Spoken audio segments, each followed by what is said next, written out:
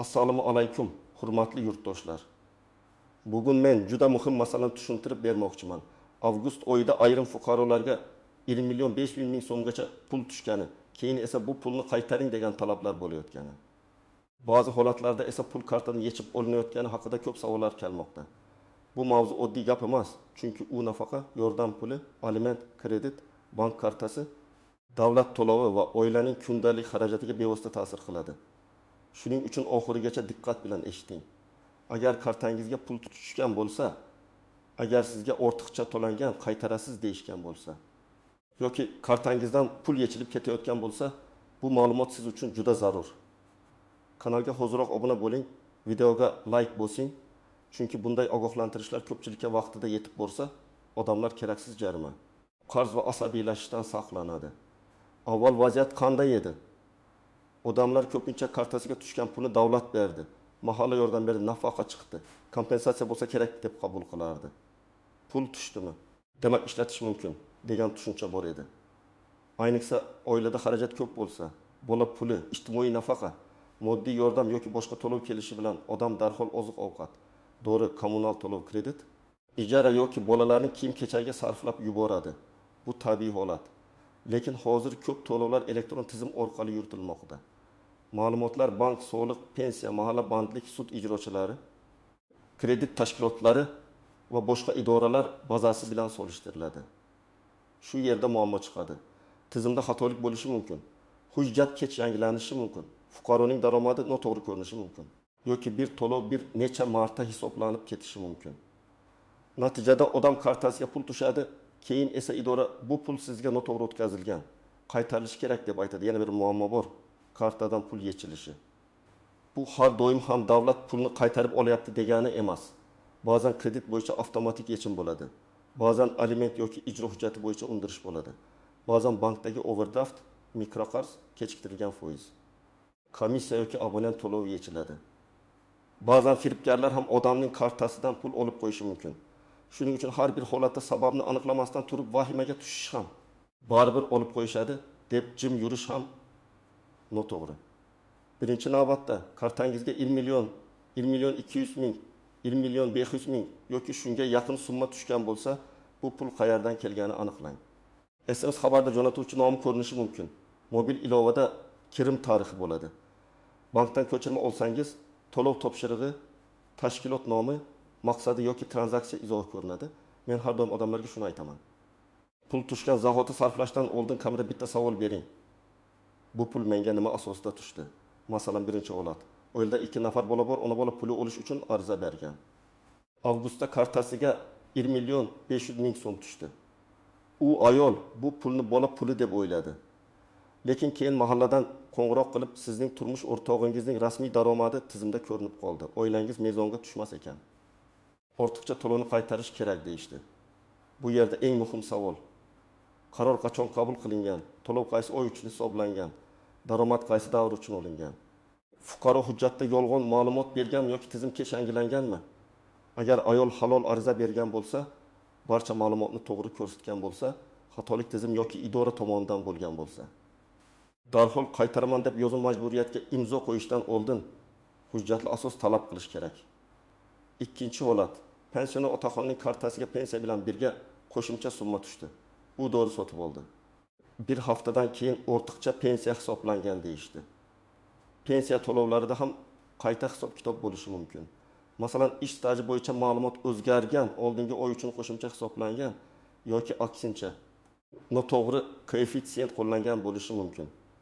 Bunday holatda pensioner birinchi navbatda pensiya jamg'armasiga murojaat qilib, yozma hisob-kitob talab qilishi kerak. Sizga ortiqcha tushibdi degan og'zaki gap yetarli emas. Qaysi oy uchun, qancha ortiqcha, qaysi hujjat asosida, qaytarish muddati qanday? Bular aniq bo'lishi shart. Uchinchi holat: bir fuqaroning kartasidan 300 ming so'm, keyin yana 500 ming so'm yechilgan. U odam darhol davlat avgustdagi 5 millionni qaytarib olyapti deb o'ylagan. Lekin bank ko'chirmasida bu yechim kredit to'lovi ekani chiqqan. Ko'pchilik mikroqarz olayotganda kartadan avtomatik yechishga rozilik beradi. Shartnomani o'qimaydi. Ilovada tasdiqlash tugmasini bosadi. Keyin pul tushgan kuni bank yoki MFO avtomatik ushlab qoladi. Agar sizda kredit, muddatli to'lov, mikroqarz yoki bo'lib to'lash mavjud bo'lsa, kartadan yechilgan pulning sababini avval shundan tekshiring. 4-holat. Ayol aliment oladi. Kartasiga ijtimoiy yordam tushgan. Keyin kartadan ma'lum summa yechilgan. Banka bo'lsa ijro hujjati bo'yicha qarzdorlik borligi aytilgan. Masalan, o'sha ayol boshqa bir ish bo'yicha jarima yoki kommunal qarzga ega bo'lishi mumkin. Ijro byurosi bank kartalariga cheklov qo'ygan bo'lsa, kelgan pulning bir qismi ushlanishi ehtimoli bor. Lekin bu yerda ham muhim noziklik bor. Ayrim turdagi to'lovlar, masalan, bolalar nafaqasi yoki ijtimoiy yordam mablag'lari bo'yicha undirishga cheklovlar bo'lishi mumkin. Shuning uchun pulning manbasi va yechim asosi alohida tekshirilishi kerak. Agar ijtimoiy to'lov noqonuniy ushlangan bo'lsa, uni qaytarishni talab qilish mumkin. Kimlar xavotir olishi kerak? Birinchidan, kartasiga kutilmagan pul tushgan, lekin uning manbasini bilmayotganlar. Ikkinchidan, yordam puli yoki nafaqa olayotgan, lekin oilaviy daromadi, ish joyi, mulki, avtomobil yoki boshqa ma'lumotlari yaqinda o'zgarganlar. Uchinchidan, kreditlari bor va avtomatik yechimga rozilik berganlar. To'rtinchidan, sud qarori, aliment, jarima yoki ijro hujjati bo'yicha qarzdorligi borlar. Beshinchidan, telefoniga shubhali SMS kelgan, pulni qaytaring, mana shu kartaga tashlang degan odamlar. Bu oxirgisi juda xavfli. Chunki firibgarlar aynan shunday paytda odamlarning qo'rquvidan foydalanadi. Kimlar ortiqcha xavotir olmasligi kerak. Agar pul sizga rasmiy qaror asosida tushgan bo'lsa, bank ko'chirmasida to'lov manbasi aniq bo'lsa, mahalla yoki mas'ul idora sizning arizangiz tasdiqlanganini aytgan bo'lsa, siz barcha hujjatlarni to'g'ri bergan bo'lsangiz, daromadingizni yashirmagan bo'lsangiz, unda har bir gapga ishonib vahima qilishingiz shart emas. Lekin baribir hujjatlarni saqlang. Chunki bugun hammasi to'g'ri bo'lishi mumkin. Ertaga tekshiruvda savol tug'ilishi mumkin. Eng katta tuzoq shuki, odamlar og'zaki gap bilan harakat qiladi. Mahalladan aytishdi. Bank xodimi shunday dedi. Qo'shnimdan eshitdim. Telegramda yozishibdi degan gaplar huquqiy asos emas. Pulni qaytarish talab qilinyaptimi? Demak, yozma talab bo'lishi kerak. Unda tashkilot nomi, sana, summa, sabab, huquqiy asos. Qaytarish tartibi ko'rsatilishi kerak. Agar faqat telefon qilib tezda tashlab yuboring, bo'lmasa muammo bo'ladi deyishsa, bu juda shubhali signal. Yana bir nozik masala, ortiqcha to'lov har doim ham fuqaroning aybi degani emas. Agar fuqaro yolg'on ma'lumot bergan bo'lsa, masalan, daromadini yashirgan, oiladagi ishlaydigan odamni ko'rsatmagan, hujjatni soxtalashtirgan bo'lsa, bu alohida masala. Bunday holatda ortiqcha to'langan pulni qaytarish talabi kuchli bo'ladi. Hatto javobgarlik masalasi ham chiqishi mumkin. Lekin agar fuqaro hamma ma'lumotni to'g'ri bergan, idora esa o'zini noto'g'ri hisoblagan bo'lsa, qaytarish tartibi boshqacha ko'rilishi kerak. Shuning uchun ayb masalasi aniqlanmasdan turib odam o'zini qarzdor deb tan olmasligi kerak. Masalan, oilada ota vaqtincha ishlamagan, ona nafaqa olgan, keyin ota iyul oyida ishga kirgan. Maoshi avgustda ko'ringan. Tizim esa avgustdagi to'lovni oldingi davr bo'yicha hisoblagan bo'lishi mumkin. Bu yerda qaysi oy daromadi, qaysi oy nafaqasiga ta'sir qilishi aniq tekshiriladi. Ko'p odamlar aynan shu joyda adashadi. Ishlaganim ko'rinsa, hamma pulni qaytaraman deb o'ylaydi. Yo'q. Har bir to'lovning o'z davri, mezoni va hisoblash tartibi bor. Yana bir misol, talaba kontrakt to'lovi uchun qarindoshidan kartasi 2 million so'm olgan. Tizim buni daromad deb ko'rgan bo'lishi mumkin. Aslida karta kirimi har doim rasmiy daromad degani emas. Qarindosh yordami, qarz, depozitdan qaytgan pul, sotilgan eski buyum puli bo'lishi mumkin. Lekin buni og'zaki tushuntirish qiyin. Dalil kerak. Pul jo'natgan odamning izohi, qarz xati, shartnoma, chek, bank ko'chirmasi yoki boshqa tasdiqlovchi hujjat.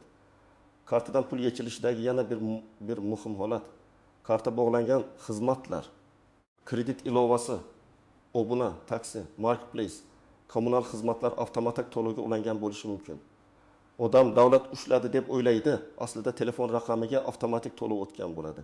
Shuning uchun bank ilovasida har bir yechimning merchant yoki recipient qismi ko'riladi. Agar noma'lum xizmat bo'lsa, kartani vaqtincha bloklash kerak. Firibgarlik haqida alohida aytaman. Hozir sizga ilk 5 million noto'g'ri tushgan. Qaytarmasangiz karta blok bo'ladi deb qo'ng'iroq qiladiganlar bor. Ular o'zini bank xodimi, mahalla vakili, soliqchi, prokuratura, ijtimoiy himoya xodimi qilib tanishtirishi mumkin. Keyin karta raqami, SMS kod, pasport rasmi, ilova paroli yoki tekshiruv uchun pul o'tkazishni so'raydi. Haqiqiy bank xodimi sizdan SMS kod so'ramaydi. Haqiqiy davlat idorasi pulni jismoniy shaxs kartasiga tashlashni talab qilmaydi. Qaytarish bo'lsa rasmiy hisob raqam, hujjat va to'lov topshirig'i bo'ladi. Istisnolardan yana biri shuki, ba'zi to'lovlar kechikib kelishi mumkin. Masalan, iyul oyidagi yordam avgustda tushadi. Odam avgustda yangi 1 million berishdi deb o'ylaydi. Aslida oldingi oy uchun bo'ladi. Shuning uchun to'lov sanasi bilan to'lov davrini adashtirmang. Bankda pul avgustda ko'ringani uning aynan avgust uchun berilgan degani emas. Endi nima qilish kerakligini aniq aytaman. Birinchi qadam. Kartangizga tushgan pul yoki kartadan yechilgan pul bo'yicha bank ko'chirmasini oling.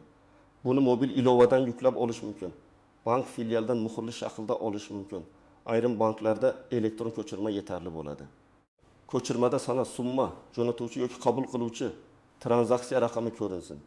Ikkinchi qadam, pul qaysi tashkilotdan kelganini aniqlang. Agar bu ijtimoiy yordam, bola puli, nafaqa yoki pensiya bo'lsa, mahalla ijtimoiy himoya bo'limi yoki pensiya jamg'armasiga murojaat qiling. Menga falon sanada falon summa tushgan, bu qaysi oy uchun, qaysi qaror asosida qaytarish talabi bormi deb so'rang.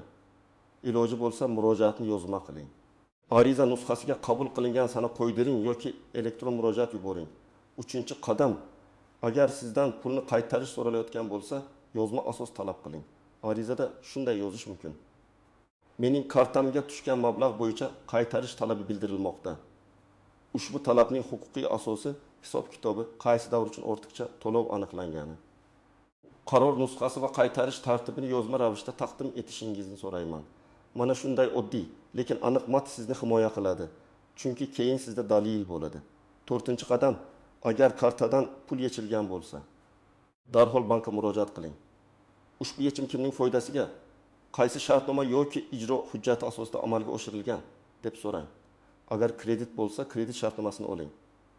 Agar ijro hujjati bo'lsa, ijro ishi raqamini oling. Agar noma'lum operatsiya bo'lsa, kartani bloklang. Bankka nizol operatsiya bo'yicha ariza yozing.